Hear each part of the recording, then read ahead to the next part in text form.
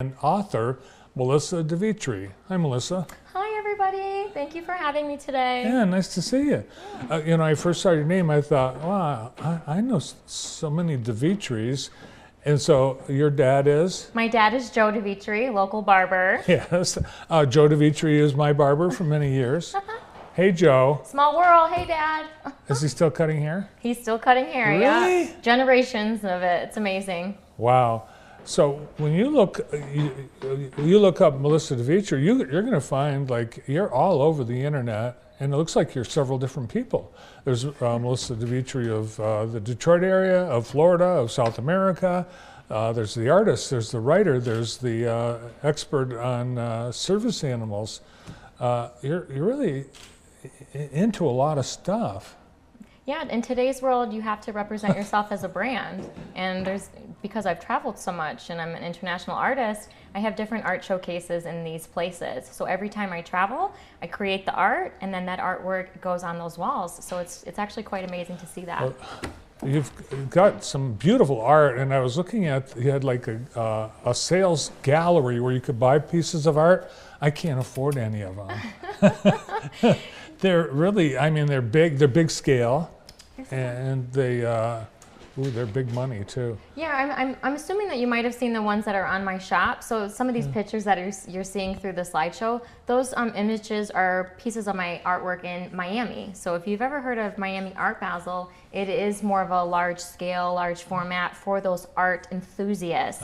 So an actual curator, he's the person that put those price tags on there for me. So yeah, you got to shoot big, aim high. Another day, another dream. Well, that's great. I mean, I would say they're worth every penny that you have these priced at, and I'm sure that they're going to be hanging in some beautiful condos in Miami. Yeah, my artwork is very personal to me because I was born with a disability, which is called sacral genesis. So I'm experiencing a lot of pain because of how my mobility and gait is. So when I'm painting, I put that pain into the purpose of the artwork, and I'm healing myself. So you'll see that I have over 900 pieces of artwork internationally because it's a healing form for me. It escapes the world for me. How did you decide? And I guess at what point did you say, you know what, I'm going to take this ability and pretty much put it on the back burner and just move forward with my life?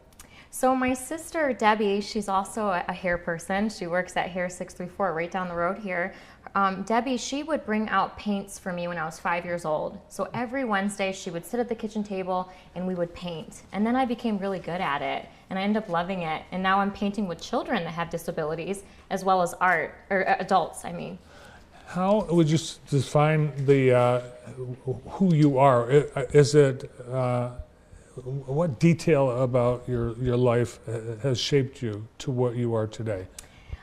Well, I like to say perseverance and resilience. I am constantly telling myself to be patient and have compassion because other people might be facing something that we can't see. So people look at me as a hero, as a leader, because even though I'm experiencing so many things that are working against me, I always rise above those ashes and make something beautiful about it. You have an animal with you, a service animal. What does she help you with? So this is Oreo, and Oreo is currently in 1 year of training, and so Oreo is able to pick up objects from the ground, and she's also, yeah, it's pretty beautiful, and she also is able to signal for people to kind of move out of my way. She will just take her little tail and make a path for me. I adopted Oreo at the Humane Society in Tampa, and so she has since then traveled so many different places with me as an ambassador in Las Vegas, in Los Angeles, Manhattan, Connecticut, Maine, Vermont. She's traveled most places than Americans, and she's less than a year. Is she a Chihuahua? She's a Chihuahua Terrier, yep, and I've got a small replica here which I'm selling on my shop so that children can learn that service dogs are working dogs, and they're not for people to play with. They're for persons with disabilities to perform a task. Yeah, so you're in the airport, you see people, they're walking up to the dogs, the service animals, they're petting them and they're talking to them, they're giving them treats. That's all wrong. Yeah, unless if the handler says it's okay, you should ignore the service dog so that they can be focused on the person that they're caring for. Like, she's so sweet. I'm so proud of her for being, this is her first debut. So I'm so proud of her for She's doing great. She's doing great. But you had a dog before Oreo, right? Yes, this is Coco here, which is a book that I wrote, a children's book. It's called A Tale of a Service Animal, and it's about Coco and I traveling through airports. We lived in Colombia for 5 years. So traveling through airports with her, especially international, was quite difficult. And Coco passed about a year ago, and so this is a memoir to her, but it's also an opportunity for children to, again, learn about what the duties are of a service pup. Wow, I've seen the airports of Colombia on To Catch a Smuggler. Yeah, this is more children friendly. Barnes and Noble, Books a Million, Amazon, Spotify, they're all retailers of mine. And I'm also speaking at different Detroit Animal Control Centers, storytelling for children. What were you doing in Colombia? Why did you live there? Sort of just discovering something unique. I wanted to go to a place that I knew would be probably one of the hardest chapters of my life.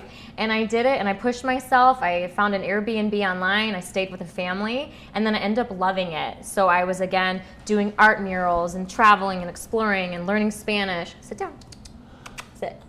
You write a lot and talk a lot about etiquette with service animals, but what about etiquette for people with different abilities or disabilities? Oh yeah, this is a great topic to talk about. Just a couple do's and don'ts. I like the idea of someone always grabbing the doors for me because that's really complicated. Many times they don't have that blue access button. It's okay. You can approach us. You can say hi to us. You can talk to us. One thing that I don't appreciate is when people push my wheelchair without asking me. That's my legs. That's how I get around. Mm-hmm. If I'm in your way, then please approach me and say, can you move your wheelchair aside, et cetera, et cetera. And lastly, if you are a person that is differently abled or uniquely abled and you have a caregiver, I would not appreciate if someone spoke directly to the caregiver versus speaking directly to me, because that doesn't make me feel seen, valued, or heard. And don't talk to me slowly like I'm dumb. Speak to me like I'm a person in the room. I've seen people talk really loud because they think you can't hear. And I always talk back. I can hear you. I'm always I'm not afraid to. I'm a voice for the voiceless. I'm not afraid to let somebody know if I'm not comfortable. So if someone, what's a way to be respectful to somebody without making it awkward? What I would appreciate is someone who approached me and got on my level so that I can see you in your eyes versus looking down on me or using your hands above me, because that makes me feel like I'm sort of a child and I'm not an adult in the room. Yeah. So it's okay if someone came down on one knee to talk to you? Yeah, I think that that's the best way to do it because you're there, you can hear it. It's not one person having power over another. It's me and you having a conversation. Your paintings are mostly abstracts, yes. So I can't see. Oh, there's the ocean. But are there themes to your paintings? So abstract is supposed to be an expressionist. So you express what you're feeling. So no two people are to see the same thing. So my past history, when I first started creating art, I would create sunsets and things like that. But now I do it more as a mindset. Like those colors are to feel emotions, what I'm feeling. Dark colors, darkness, depression. Light colors, bright, reds, power, yellows, greens, those are comunas in Medellin. They're all supposed to be tiny little capsules of my life around the world, and each have a title and a caption. So that title talks about what I was feeling in that time, and that caption describes it. So I get love notes all the time from people that are in Bali or Colombia or Miami, and they say, I read your painting and I resonated with it, and here's how. And they read your painting? Read my painting, my caption of my painting. Oh, okay. Well, both. You could read it and you could kind of get lost into yeah. it. But it helps me, like you said, when you look me up online, that's how come I have such a global presence, is for those types of things. Who dubbed you the blue-eyed queen? You can't see these big old blue eyes in here. So I worked for a Web3 company called Yuga Labs, and you go by pseudonyms. And so when I started working for this crypto company, they say, well, you need to come up with a username, kind of like Discord or Snapchat or something. And I was like, you know what? Blue-eyed queen, because my eyes are what people see the first thing, and that helps them kind of be happy and be familiar and resonate. And here's the way you reach the blue-eyed queen. You've got a lot of presence all throughout the web, including LinkedIn, Pinterest, TikTok, Twitch, Instagram, and YouTube. So you'll find her in your sales sites as well. which contain beautiful works of art. And, oh, I got one more question for you. Okay. Who does your hair? Ooh, that's a tough one. Oh, I don't want to. I do my own hair. Okay. It must run in the family, right? Yeah. We all have that gift of beautiful Italian, luscious hair. Did you ever want to be in the hair business?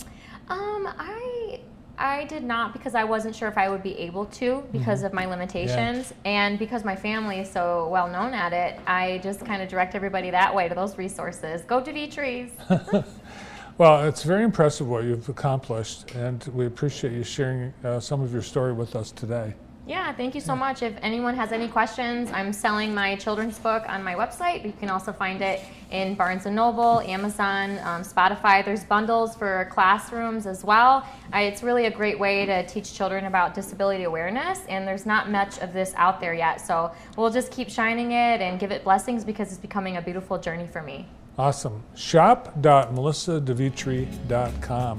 Thanks for being here. Thank you. Bye.